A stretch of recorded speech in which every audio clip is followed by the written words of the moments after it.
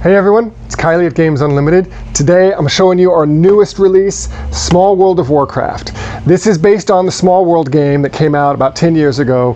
When they announced it, I thought, well, it's an interesting play on words, Small World and World of Warcraft. But now that I've seen it, I've read the rules for it, I think it's actually a great marriage. So what you have is Small World, which was one of the first games I played when I got into the hobby. Super accessible game where you're choosing a race and you're spreading out on the world. So you'll actually have your choice. These are randomized. You have a special power and you have a race. You're going to shuffle these up each game and you're going to choose one of them. Let's say I took these Herbalist Draenei here. I'm going to add these numbers together, 4 plus 7. So I'm going to get 11 of the Draenei tokens that I get to put out. 1, 2, usually it's 5 is the max on this number here. So I'm going to get to put these out on the board. So you come in, it takes you 2 people to drop into a spot, and you come in on any of these anchors. This is something that's new to the World of Warcraft version of it. So, and it costs you an extra 1 to come into the anchor. So I put 3 there, and then I can go to adjacent spots. So I can move 2 to go there. If you want to go where there's already a person, it costs you an extra 1. So this would cost me 3, and I get rid of this Murloc, who replaced the Lost Tribes from the original game. And I would also, this is new to Small World of Warcraft, this is an artifact or a legendary place that I would flip over and I have control of. It's got some special rules associated with it. And maybe I put my 3 there. So you spread out over the map, and then you're going to get 1 point for every spot that you're in. That's the gist of your turn. Very simple and straightforward. Of course, the interesting thing happens in the details, which come from your race and power combo here. So because I'm an herbalist, I actually get an extra point for every hills that I'm in. So I'm in a hill there. So in addition to the 4 coins that I would have gotten, 1, 2, 3, 4, I'm going to get an extra 1 because of those hills there. And these are points at the end of the game.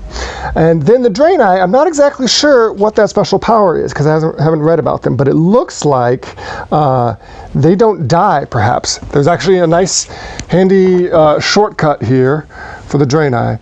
So, yep. So normally, if people attack you, you lose one of your people. The Draenei, if you attack me, I don't lose that person. So they're kind of immortal. They work kind of like the elves did in the original World of Warcraft. So that is the gist of how Small World works. You'll notice, if you're a fan of Small World, some of the changes for the World of Warcraft version. I talked about the artifacts and legendary places. The boards are sort of randomized. There's 6 of these boards, and you set them up differently depending on the number of players. And of course you have that new way of coming in using the anchors, but you can spread to other islands. I could go from here to any other island as long as I pay that 1 extra to go there. The other thing that is new that I really enjoy is this Horde versus Alliance mechanic. This is very much World of Warcraft. So some of the races are Horde affiliated, and they have their little affiliation right here. So some races are Horde affiliated, some are Alliance affiliated, some are neutral. If you kill a race of an opposing faction, so if I'm Horde and I kill an Alliance race, I get a bonus coin. So that's going to set up some interesting things. When you're choosing which race to pick, maybe you don't want to be the only Horde if everybody else is Alliance because you know they're going to beat up on you. The other thing about Small World that I haven't mentioned is you're actually going to play multiple races over the course of the game. At a certain point, when you've spread out too much, you'll turn your race tokens over and go into decline. You'll still get points for them, but you'll get to pick a new race. So you're going to be 2, 3, sometimes 4 different races over the course of the game. Now this is from Days of Wonder. Always amazing production. I mentioned that Small World was one of the first games I played when I got into the hobby. I was blown away by the production of Days of Wonder and what they did.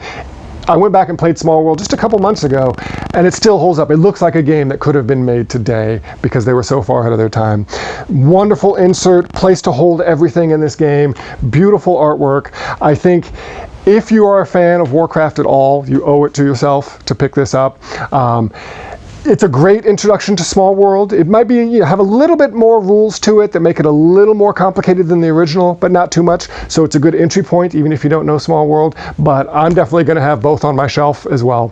A lot of the races and special powers are recycled from the original Small World, but there are also a lot of new ones that operate unlike anything else we've ever seen in the game. So that's Small World of Warcraft. You can pick up a copy on our e-commerce store for curbside pickup or delivery right now.